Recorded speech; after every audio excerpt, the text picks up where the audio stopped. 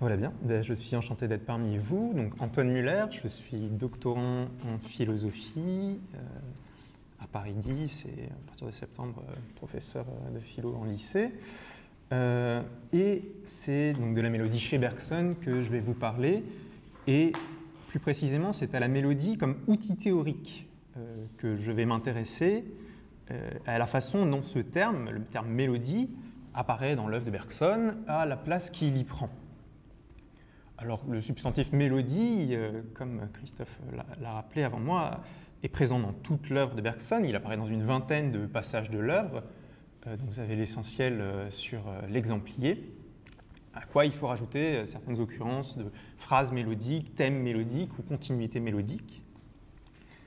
Bien qu'ils revêtent des statuts divers, comme on va le voir, et qu'ils soient convoqués à des fins différentes, que je vais un petit peu essayer de préciser, les propriétés qui sont attribuées à l'objet ou à l'expérience mélodie, il y a un flottement entre objet et expérience que j'espère arriver à éclairer un petit peu. Donc les propriétés qui sont attribuées à cet objet sont relativement homogènes dans le corpus, et on peut considérer pour cette raison qu'il y a une vraie unité de la notion. Alors du point de vue chronologique, c'est une notion qui réapparaît à intervalles réguliers dans toute son œuvre. Elle est absente d'aucun des 6 livres de Bergson, et il s'en sert aussi dans un tiers de ses articles. Alors, la première remarque qu'il faut faire, là aussi Christophe en a touché un mot, c'est que Bergson emploie le terme mélodie dans un sens non technique. C'est-à-dire qu'aucune connaissance musicologique, semble-t-il, n'est requise pour lire les passages en question. Il s'appuie sur une notion, plus spécifiquement, sur quelque chose comme une expérience de la mélodie qui est supposée commune et partagée. Et c'est de façon générale, chez lui, une caractéristique que la mélodie partage avec les autres termes de ce qu'on peut appeler son lexique musical, puisqu'il y a chez Bergson un usage de tout un tas de termes en réalité qui sont empruntés au vocabulaire de la musique, que lui n'unifie pas explicitement, même s'ils entretiennent certains rapports, et qui tous, disons, servent non pas à parler de musique à proprement parler, mais servent de modèles, de métaphores, il faudra préciser un petit peu ces termes, d'outils théoriques pour penser des problèmes de psychologie, de biologie, qui sont les problèmes de sa philosophie. Le seul passage qui fasse réellement exception et où on a un terme qui est employé de façon un petit peu technique, et l'indice en est que Bergson se sent obligé de donner quelques explications, quelques précisions, c'est un passage au début du Rire, où Bergson explicite la façon dont un timbre est composé d'une note fondamentale et de ses harmoniques. C'est la seule fois où il paraît penser que son lecteur n'a pas forcément ces notions pour lesquelles il faudrait avoir lu Helmholtz, entre autres. Le phénomène sonore ici décrit relève plutôt de l'acoustique que de la musicologie, c'est-à-dire que lorsqu'il s'agit de termes où il relève de la musique, par contre, Bergson ne donne jamais de précision. La deuxième remarque qu'on peut faire, c'est que Bergson, quand il parle de mélodie, ne donne donc jamais d'exemple, que ce soit d'exemples de mélodies populaires ou de mélodies savantes. Et lorsqu'il parle de compositeurs, lorsque des noms apparaissent, dans son œuvre, c'est uniquement le nom de Beethoven et ce sont de simples mentions. Généralement, quand il parle de la symphonie comme paradigme de l'œuvre d'art, il parle de Beethoven, ce sont de simples mentions sans aucune explicitation.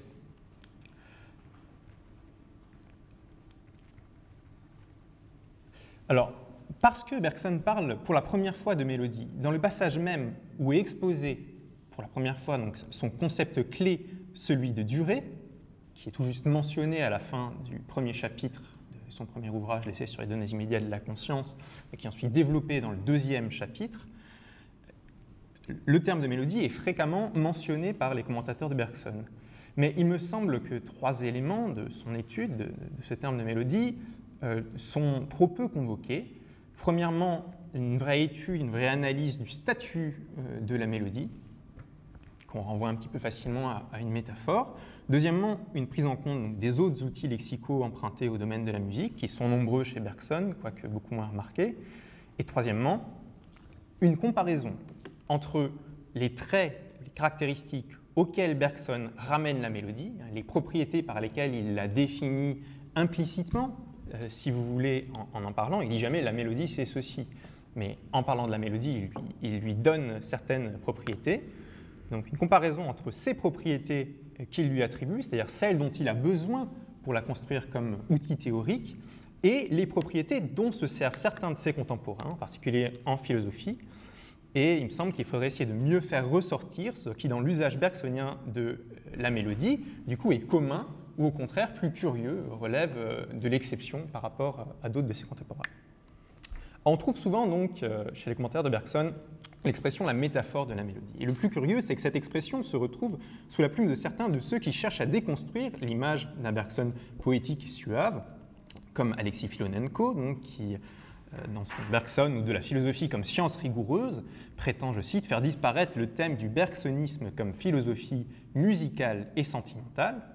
Mais ce faisant, quand il commente le passage où apparaît la mélodie, il se contente de commenter « La métaphore favorite de Bergson surgit avec nécessité. C'est la musique, la mélodie. » Et en note, il ajoute « Bergson attache plus de prix à la musique, semble-t-il, qu'aux autres arts. C'est que la musique n'est en rien de spatial et, pour ainsi dire, le miroir de l'âme. » Et au fond, Filonenko renoue ici avec toute une tradition interprétative en rapprochant Bergson de Schopenhauer et en affirmant que la musique est chez l'un comme chez l'autre la métaphysique seconde. Cette tradition interprétative, on peut dire qu'elle a deux versants. Premièrement, elle attribue à Bergson des prétentions musicologiques et elle juge à ce titre sommaire sa phénoménologie de l'expérience musicale. C'est quelque chose qu'on trouve notamment chez Gisèle Brelet dans Le temps musical, chez Henri Delacroix dans La psychologie de l'art, mais aussi d'une certaine façon donc chez Gaston Bachelard dans La dialectique de la durée. Et deuxième versant de cette tradition interprétative, elle prétend qu'il existe chez Bergson une véritable métaphysique de la musique et que derrière donc, les occurrences de mélodies chez Bergson en particulier, généralement on commente très peu les autres termes du lexique musical, derrière les occurrences de mélodies se cacherait quelque chose comme une métaphysique de la musique, une valeur métaphysique, une signification métaphysique de la musique que n'auraient pas les autres arts. Et le premier à avoir encouragé cette lecture, c'est peut-être Albert Thibaudet, et pour une critique récente donc, de cette tradition, je vous renvoie aux quelques pages que Nadia Yala Kisukidi a récemment consacrées dans son ouvrage sur Bergson à cette position récurrente. Alors, très bien, puisque je critique donc cette position, je vais essayer d'avoir une approche un petit peu plus nuancée, et pas simplement parler donc de la métaphore de la mélodie chez Bergson. Il me semble que si on regarde l'ensemble des passages dans lesquels Bergson parle de la mélodie, on peut distinguer 5 types d'usages qui sont en continuité les uns avec les autres, et que j'ai donc numéroté dans l'exemplier de 1 à 25, non pas suivant l'ordre chronologique, mais regroupés suivant les différents types d'usages. Il est difficile de les étiqueter en un mot, mais disons qu'on a, tout d'abord, des passages dans lesquels il est question de la mélodie comme d'un événement sonore. Si vous voulez, de façon très grossière, on peut appeler ça la mélodie au sens propre. Soit un événement sonore, soit sa séquelle mentale. Ce sont les passages 1 à 9. Deuxièmement, on a des passages dans lesquels il est question de la mélodie comme métaphore de la conscience ou du temps. Ce sont les passages 10 à 16. Troisièmement, on a des passages dans lesquels il est question de la mélodie comme phénomène clinique. Phénomène clinique au sens où on observe, notamment dans les cas d'aphasie, auxquels Bergson s'est intéressé dans Matière Mémoire, dans le deuxième chapitre de Matière et Mémoire, différents phénomènes sur des aphasiques à propos de mélodies. Quatrièmement, la mélodie apparaît comme le terme d'une analogie concernant les rapports entre les corps et l'esprit. Le corps et l'esprit. La mélodie est à quelque chose, ça dépend des passages, ce que l'esprit est au corps. Et cinquièmement et enfin, la mélodie est, donc ça c'était les passages 21 à 24, phénomène clinique, passage 17 à 20, terme d'une analogie 21 à 24, enfin, la mélodie est le paradigme de l'œuvre d'art, et ici on rejoint ce dont Martin a parlé tout à l'heure, c'est-à-dire qu'il y a un usage chez Bergson de mélodie comme un mot qui a une sorte de valeur métonymique pour désigner l'œuvre d'art en général, même si Bergson privilégie généralement plutôt le mot symphonie pour désigner dans ces cas-là. Hein. Et donc, du coup, chez Bergson, c'est un impact qu'on trouve dans le passage 25, dans les deux sources de la morale et de la religion. Alors, vous aurez peut-être remarqué que j'ai distingué un petit peu dans l'exemplier les différents types d'usages, mais je ne l'ai pas fait pour les deux premiers usages que j'ai annoncés, à savoir les événements sonores et les métaphores.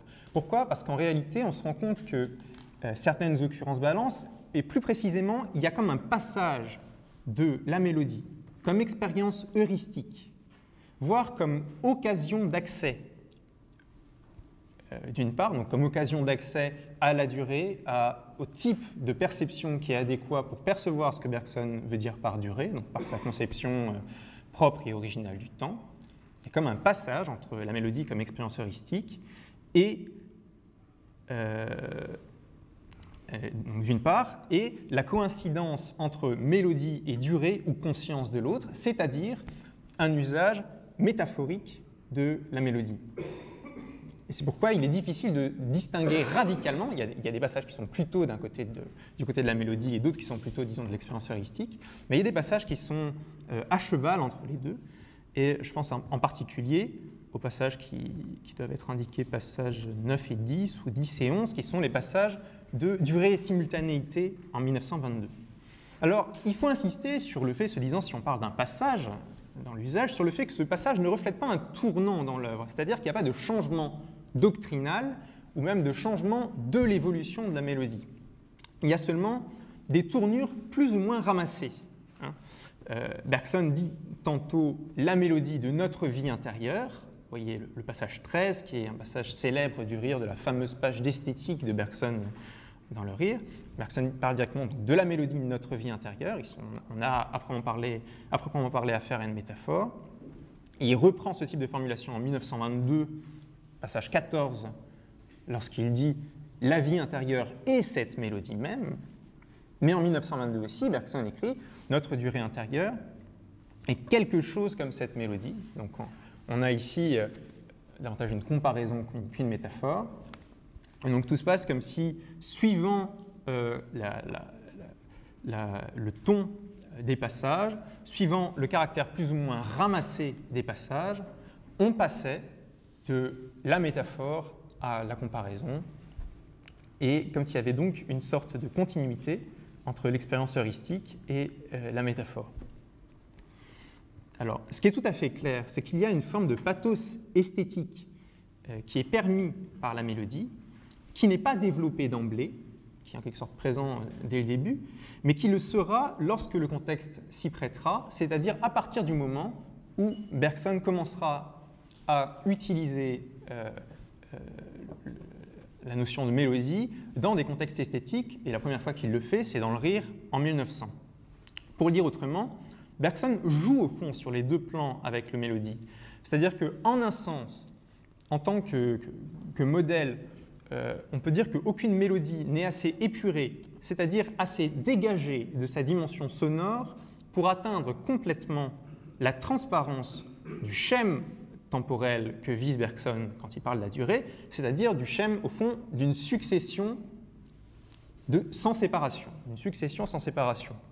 Là, je vous renvoie au passage 10 de durée et simultanéité. Bref, en un sens, la mélodie est toujours trop musicale pour parvenir complètement à être un outil adéquat pour penser la durée. Vous voyez que dans le passage 10, Bergson dit qu'il faut lui enlever sans cesse d'autres qualités à proprement parler musicales. Et donc on voit qu'en fait, le passage de l'expérience heuristique à la métaphore se fait ici par une sorte d'abstraction progressive des qualités matérielles de la mélodie, jusqu'à ce qu'on arrive à une sorte de schème abstrait qui se tient au plus proche de la durée. Et dans le même temps que la mélodie n'est jamais assez épurée, Bergson joue de façon évidente avec le pouvoir d'évocation du mot mélodie, puisque dans le passage du rire, passage 13 de l'exemplier, il suggère que la réalité extérieure et intérieure est non seulement aussi originale que l'art, que les œuvres d'art, mais qu'elle les surpasse et que le quotidien est au fond constamment extraordinaire, mais c'est nous qui ne nous en rendons pas compte. Et donc, de la même manière que la réalité extérieure autour de nous, au fond, nous la verrions sous forme de tableaux plus beaux que les plus belles œuvres d'art, nous percevrions notre propre réalité intérieure comme une sorte de mélodie plus riche, infiniment plus riche que l'ensemble des œuvres d'art musicales si nous pouvions, au fond, percevoir notre durée intérieure en durée, de manière adéquate, en permanence. Alors, rentrons davantage dans le détail donc, de la façon dont fonctionne le modèle de la mélodie. Et la mélodie, je l'ai dit, donc, a d'abord comme fonction de rendre intelligible le concept de durée. Bergson justifie peu ce choix. Néanmoins, il le fait au moins dans un passage important, c'est le passage 7 sur l'exemplier, passage de la perception du changement, où il dit « Nous aurons moins de peine à percevoir le mouvement et le changement comme des réalités indépendantes si nous nous adressons au sens de l'ouïe, à l'ouïe plutôt qu'à la vue. » Et toute la page qui suit montre comment les visualisations, les spatialisations sont des obstacles potentiels à la perception de la durée.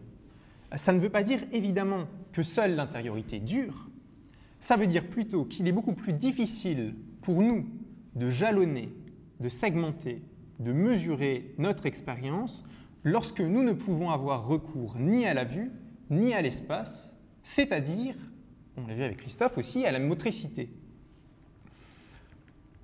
C'est pourquoi l'expérience intérieure ou l'expérience sonore est une expérience privilégiée. C'est au fond parce qu'on est privé du visuel, de l'aide du visuel et du spatial pour percevoir ce qu'on perçoit. Alors, j'ai posé en introduction le problème du statut de la mélodie. On peut dire que ce qui fait que la mélodie n'est pas exactement ce qu'on peut appeler un modèle, c'est qu'il y a chez Bergson un appel à un investissement pratique de notre part dans les passages qui traitent du souvenir d'une mélodie ou de l'audition d'une mélodie, qui interdit la distance et l'objectivation qu'on peut associer à la notion de modèle et qui fait que la mélodie est plutôt donc du côté de l'expérience que du côté du modèle. Mais ce qui fait que l'expérience de la mélodie ne correspond pas tout à fait non plus à ce qu'on pourrait appeler une expérience de pensée, c'est que, au fond, c'est une expérience courante que l'expérience de la mélodie à laquelle renvoie Bergson, mais généralement interprétée de manière incorrecte. Alors que ce qu'on appelle expérience de pensée, ce sont généralement plutôt des situations concevables mais imaginaires, dont les paramètres sont généralement trop complexes et singuliers pour qu'on les ait réalisés par hasard dans le passé. Ici, avec la mélodie, il s'agit d'autre chose. Il s'agit de faire fond sur une expérience qu'on a tous, mais qu'au fond, on n'a, selon Bergson, jamais interprété de manière correcte. Il s'agit de faire retour à cette expérience pour se rendre compte que la conversion à la durée à laquelle Bergson appelle n'est pas la conversion à une expérience de type radicalement nouveau, mais qu'au contraire, en fait, on perçoit couramment dans la durée, et en particulier lorsqu'on écoute une mélodie d'une certaine manière, donc en se laissant bercer par elle. Et non pas, et c'est là au fond qu'on peut critiquer l'ensemble des théoriciens qui pensent que Bergson a des prétentions musicologiques, et non, Bergson ne dit pas que c'est ce qui se passe à chaque fois qu'on se retrouve confronté à de la musique, ou même que c'est de cette manière-là qu'il faudrait écouter de la musique ou des mélodies. Il dit simplement que les mélodies permettent, entre autres expériences, c'est une expérience privilégiée pour réussir à se mettre dans un certain état qui est proche du concept de durée qu'il a en vue. Alors, dans sa première occurrence, dans l'essai, c'est le passage numéro 1, la mélodie est introduite au sein d'une phrase relativement enchevêtrée, comme vous pouvez le voir, c'est-à-dire qu'elle est pleine de clauses, de précautions et de détours. Rétrospectivement, à la lumière des occurrences ultérieures de mélodie, on peut dire que Bergson met ici en place un outil dont il se sert ensuite de manière plus allusive. Parmi les propriétés et les clauses de l'expérience mélodique, certaines vont être, dans l'ensemble des usages que Bergson fait de ce terme régulièrement mentionnés, d'autres s'effacent ou laissent leur place à des termes nouveaux, d'autres connaissent une sorte de flottement, enfin les dernières connaissent un glissement. Mais globalement, donc, ces variations n'opèrent aucune réelle mutation du modèle. Alors ce que je vous propose à présent, c'est d'essayer de regarder d'un petit peu plus près quelles sont les propriétés que Bergson attribue à la mélodie. Alors tout d'abord, ce qui disparaît et ce qui n'apparaît que la première fois où Bergson introduit la mélodie, c'est la comparaison entre la mélodie et un être vivant, un organisme. Et il me semble qu'on pourrait interpréter ça ainsi. Au fond, Bergson passe, pour exposer sa conception du temps, d'un modèle, il passe par un modèle qui est devenu classique, qui est un modèle du rapport entre le tout et ses parties, dont l'un des usages était de penser un tout doté d'une forme de cohésion et non réductible à la somme de ses parties. Bergson a besoin de l'ensemble de ces éléments, de penser le temps comme un rapport entre le tout et les parties, avec un tout doté d'une forme de cohésion non réductible à la somme de ses parties.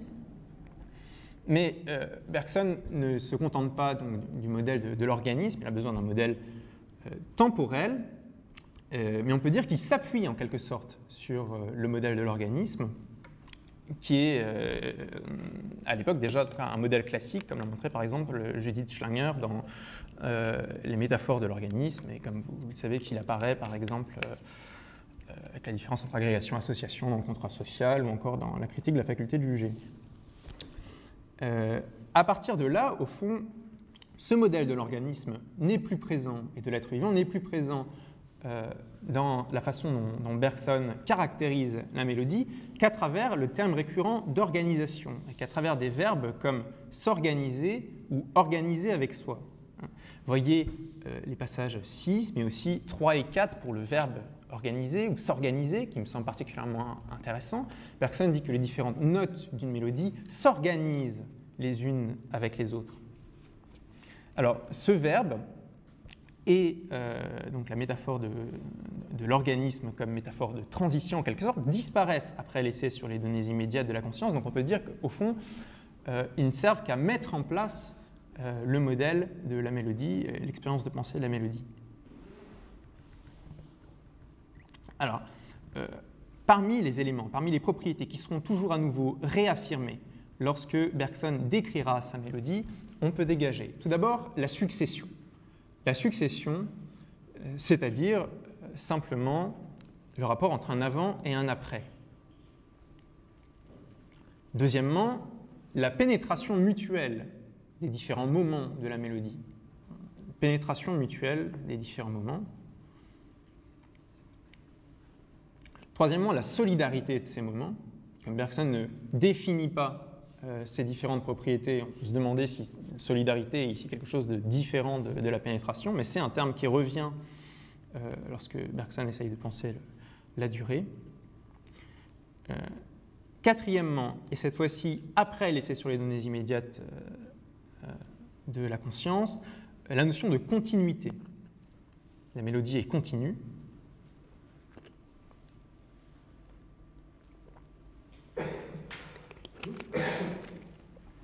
Et cinquièmement, il y a un passage du terme indistinction, la mélodie est indistincte, à un couple de notions qui est le couple indivision et indivisibilité. La mélodie est indivisée, elle est indivisible, et régulièrement Bergson emploie les deux termes dans les mêmes passages, ce qu'on pourrait commenter de manière un petit peu longue, mais je ne vais pas forcément le faire maintenant. Et donc tout se passe comme s'il y avait une sorte de passage ici d'un qualificatif, du qualificatif d'indistinct à celui d'indivisible et indivisé, peut-être parce que le qualificatif d'indistinct sonne d'abord comme une négation, alors que le qualificatif d'indivisible ou d'indivisé a une connotation plus positive au fond, au sens où l'infini peut avoir une connotation positive par rapport au fini qui en serait une restriction.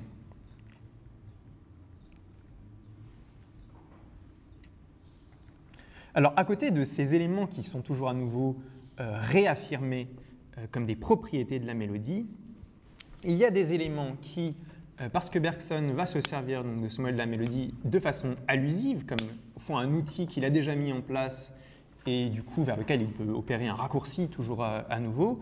Donc il y a des éléments qui vont faire l'objet d'une ellipse, et c'est, je crois, deux choses principalement. Premièrement, le fait que Bergson parle toujours d'une certaine manière de se rapporter à une mélodie. Je l'ai dit tout à l'heure, certaine manière de se rapporter à une mélodie, c'est-à-dire la façon dont on se rapporte à une mélodie par laquelle on se laisse bercer. Deuxièmement, le fait même que l'on se rapporte à cette mélodie. Et c'est ce qui fait que s'opère un glissement dans lequel on en vient à attribuer en apparence les caractères de la mélodie dans sa perception à la mélodie elle-même. Et c'est pourquoi il y a une forme d'ambiguïté que j'évoquais dans mon introduction qui fait que la mélodie oscille entre l'expérience et l'objet chez Bergson, ce qui accompagne au fond l'usage parfois difficile à déterminer que Bergson fait de la mélodie entre l'expérience de pensée, l'expérience heuristique et la métaphore. Alors, j'en viens au troisième usage de la mélodie, que j'ai annoncé comme le quatrième tout à l'heure, en idée, à savoir la mélodie comme terme d'une analogie.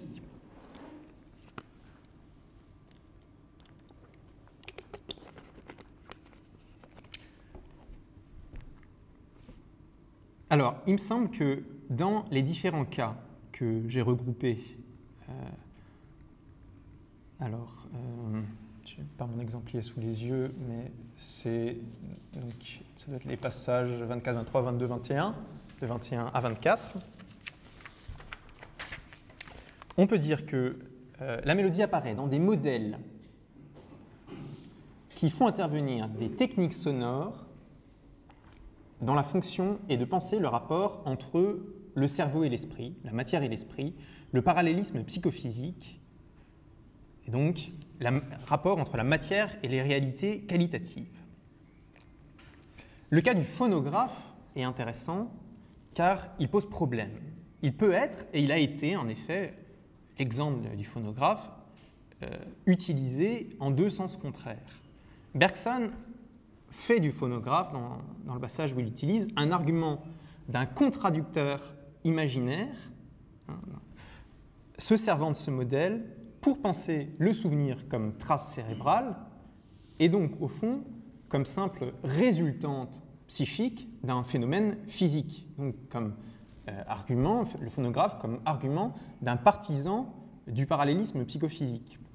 Et l'argument de ce contradicteur serait qu'un disque puisse produire une mélodie, qu'un simple processus matériel reposant sur une empreinte matérielle puisse produire ce qui pourrait paraître relevé d'un autre ordre de choses, de l'ordre de la qualité, si on s'en tient simplement au fond à nos impressions immédiates, c'est bien la preuve que la qualité peut tout à fait être un effet de mobile quantitatif.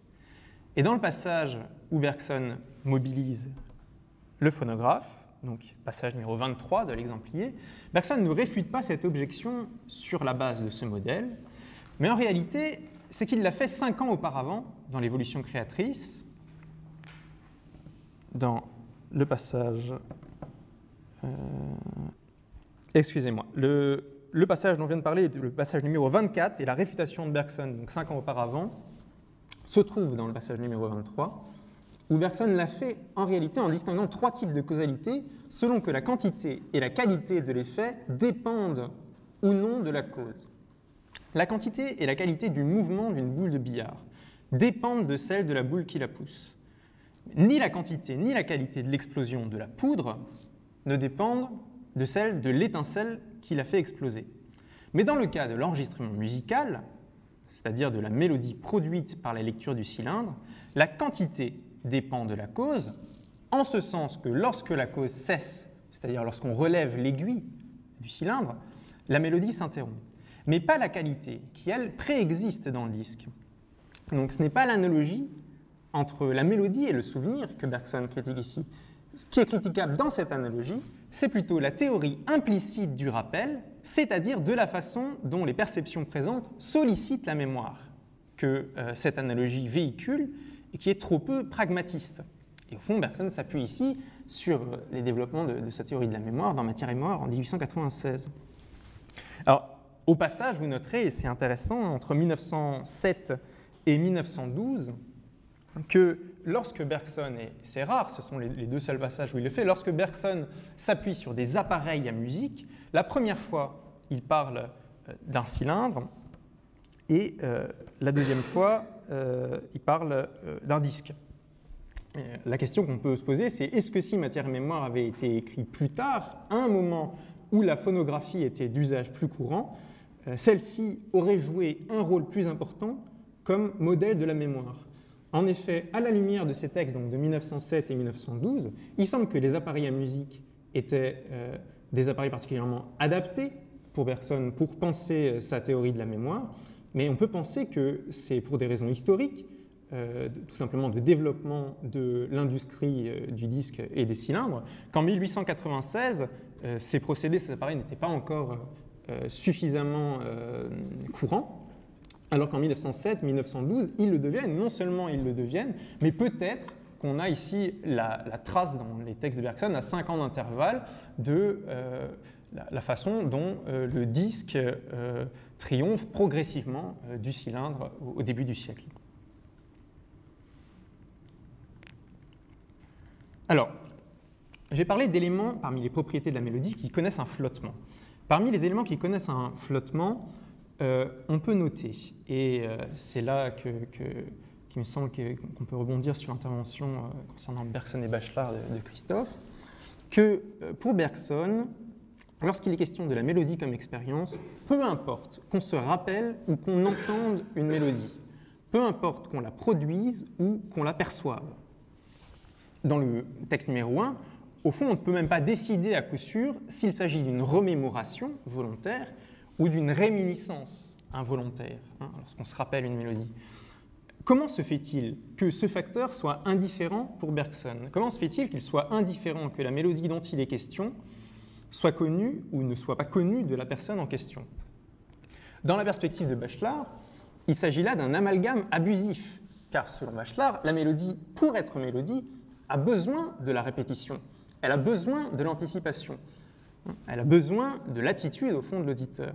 Autrement dit, pour qu'il y ait mélodie à proprement parler, pour Bachelard, il faut qu'il y ait progression et possibilité de se repérer, de savoir où on en est d'un morceau. Or, c'est précisément cet élément-là qui est incompatible avec les propriétés que Bergson confère à sa mélodie. Et c'est peut-être au fond ce qui fait la singularité de la mélodie de Bergson, c'est que si vous regardez au fond l'ensemble des passages, cette mélodie est toujours indéfinie, et j'emploie ce terme en définissant ainsi, elle est indéfinie en ce sens précis qu'on est toujours au milieu de la mélodie bergsonienne. Il n'est jamais question du début ou de la fin de la mélodie bergsonienne, et cela est dû au fait que la mélodie sert de modèle pour penser des processus qui n'ont pas de début ou de fin envisageable, ou plus exactement, pas de début ou de fin organique, pas d'introduction ou de conclusion. Et c'est un caractère qui ressort particulièrement et qui fait l'originalité de Bergson lorsqu'on compare les modèles et usages respectifs de la mélodie de Bergson et par exemple ceux de Charles Sanders Peirce dans son texte intitulé « Comment rendre nos idées claires » en 1878 ou encore de Sartre dans « L'être et le néant » en 1943. Et là, je vous renvoie sur la dernière page de l'exemplier, page 4, aux 4 derniers textes qui ne sont pas numérotés. Donc, il y en a 2 de Peirce et 2 de Sartre. Comparons l'affirmation de Bergson, selon laquelle chaque élément de la mélodie est représentatif du tout, donc premier passage avant-dernière ligne, page 1 de l'exemplier, et l'affirmation de Sartre, c'est le 3e texte de la page 4, se servant de la mélodie comme modèle de la douleur. Sartre dit « À travers chaque douleur, je saisis le mal tout entier, tout comme une note dans une mélodie est en un sens la mélodie tout entière. » À première vue, les positions paraissent proches dans la façon dont une mélodie permet, à travers la relation entre les notes et la mélodie, de penser le rapport entre les parties et le tout d'un phénomène. Mais en réalité, les usages sartriens et bergsoniens sont très différents, dans la mesure où Sartre cherche à penser la façon dont on projette, à partir des notes que sont les accès de douleur, une entité mélodique permanente, ce qu'il appelle le mal, pour lui, le phénomène qu'il cherche à penser est celui d'un retour par intermittence. Lorsque Sartre pense la mélodie, c'est toujours dans un modèle qui comprend des silences, soit au sein de la mélodie, comme des parties constituantes de cette mélodie, soit à la fin de la mélodie, une fois qu'elle s'est achevée, lorsque Sartre essaye de penser la mort à travers la mélodie. Aussi, on peut dire que pour Sartre, chaque douleur participe réellement de la douleur du mal en un sens partitif. Chaque douleur est de la douleur, de cette douleur-là, de ce mal-là. Chacune des douleurs, chacun des accès de douleur est un petit peu de ce mal-là. Si on se reporte à l'analyse des états de conscience par Bergson au début de l'essai ou l'évolution créatrice, on y trouve précisément une critique de notre habitude d'hypostasier un processus vécu à la manière d'une chose, de dire « ah, ma douleur » ou « ah, cette joie ».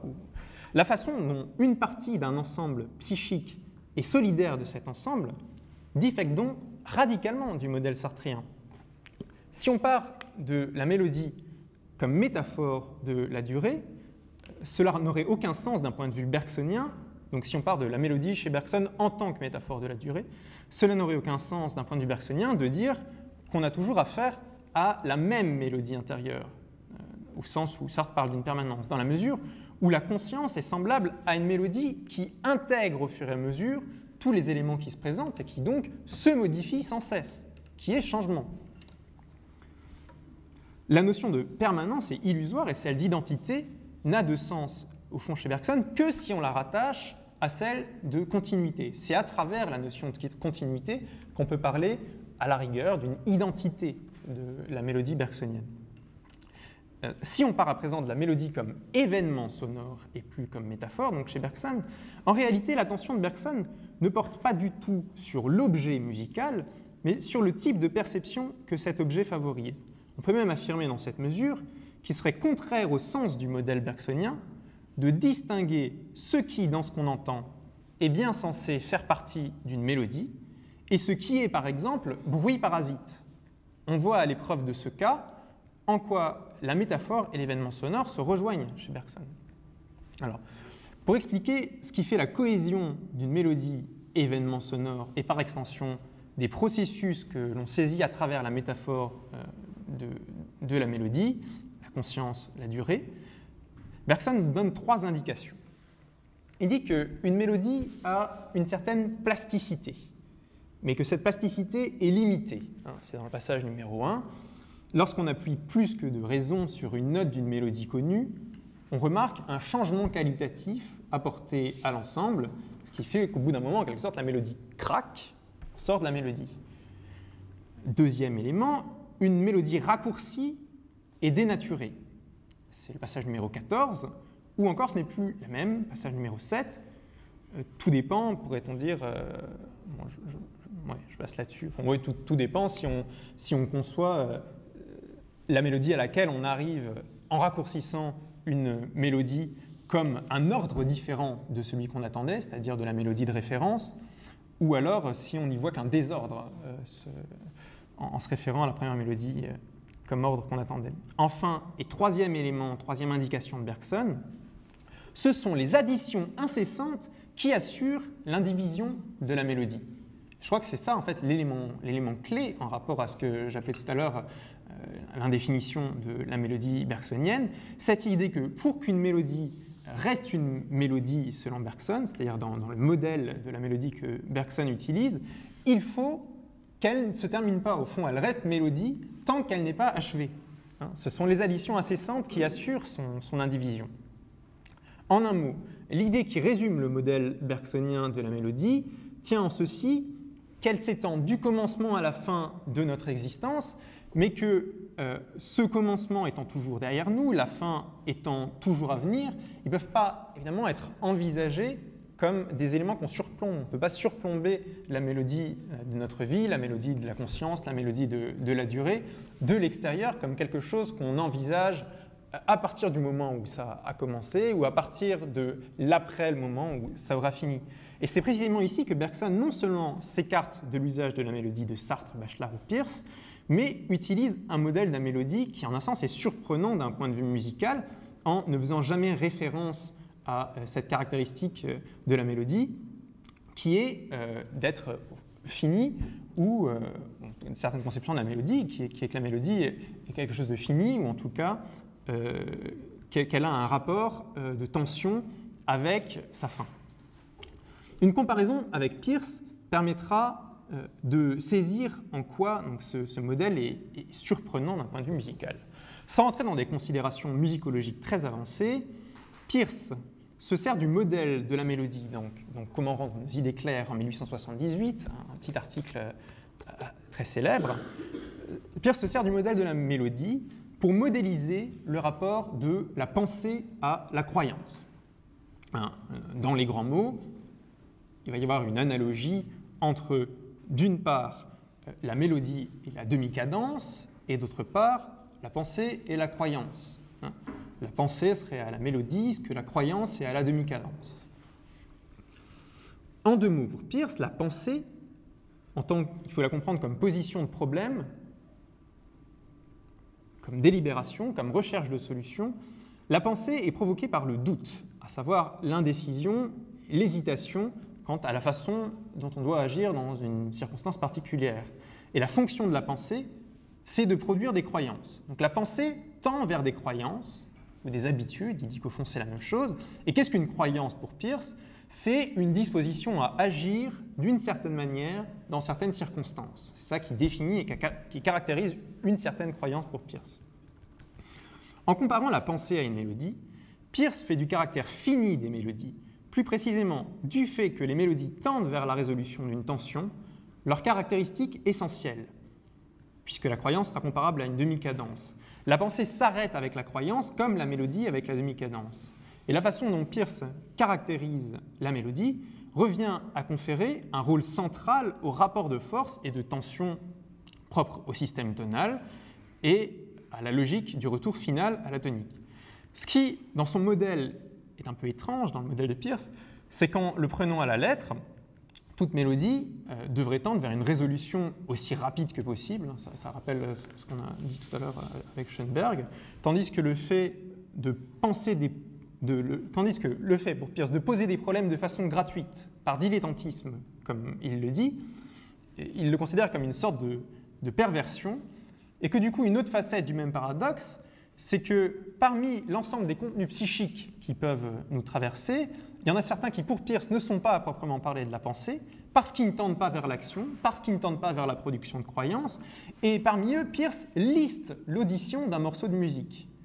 À savoir que donc, chez Peirce, la mélodie n'est pas un bon modèle pour penser l'audition d'un morceau de musique.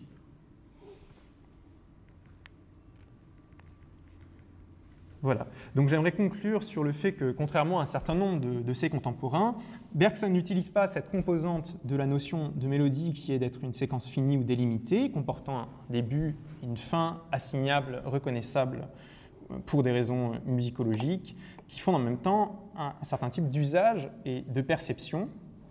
Et en deux mots, je dirais que les autres caractéristiques essentielles de la mélodie chez Bergson sont d'être monodique, c'est-à-dire d'être une ligne, c'est ce dont on se rend compte lorsqu'on compare la façon dont Bergson utilise les différents termes de son lexique musical. On se rend compte que lorsqu'il a besoin de penser l'esprit non plus au fond en termes de ligne continue, mais en termes de profondeur, il emploie les différentes notions que sont les rythmes, les hauteurs et les tons, et c'est ce qu'il fera dans Matière et Mémoire. Et lorsqu'il a besoin de penser soit l'esprit lui-même, soit l'ensemble des lignes vitales de l'évolution dans leur rapport mutuel, ce n'est plus la mélodie qu'il emploiera comme modèle dans l'évolution créatrice, ce sera la symphonie de la création, la symphonie de l'évolution, et différentes espèces qui se croisent. L'autre grand modèle musical qu'il emploiera dans l'évolution créatrice étant celui du thème, puisque différentes espèces sont comme des variations sur un même thème que Bergson cherchera à définir. Donc on voit qu'au fond, le terme de mélodie, Bergson le restreint et c'est peut-être au fond ce qu'on pourrait répondre aussi aux critiques de la mélodie chez Bergson qui lui donne une sorte de statut musicologique, prétention musicologique. Le terme de mélodie, Bergson le restreint non seulement à la psychologie, mais à un certain type de psychologie, aux textes dans lesquels il a besoin de penser l'unité et la continuité de l'esprit plutôt que sa profondeur. Et qu'au fond, dans d'autres textes, Bergson utilise d'autres modèles musicaux parce que, visiblement, ils lui paraissent plus appropriés, mais ce qu'il y a, c'est qu'il ne les articule pas explicitement. Il dit pas, il n'y a aucun texte dans lequel il articule directement le thème et la mélodie, etc. Voilà. Enfin, la dernière caractéristique originale de la mélodie, c'est que pour Bergson, la mélodie est singularité radicale.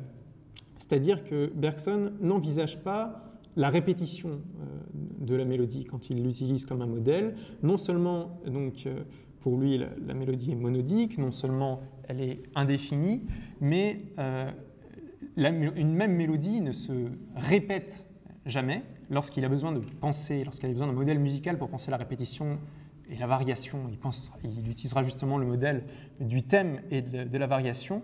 Et donc, c'est pour cette raison, au fond, qu'il est indifférent pour Bergson que la mélodie soit perçue ou remémorée. Ce qu'il a en tête, c'est toujours la capacité qu'elle a de penser l'originalité ou la singularité radicale d'un processus. Voilà. Merci.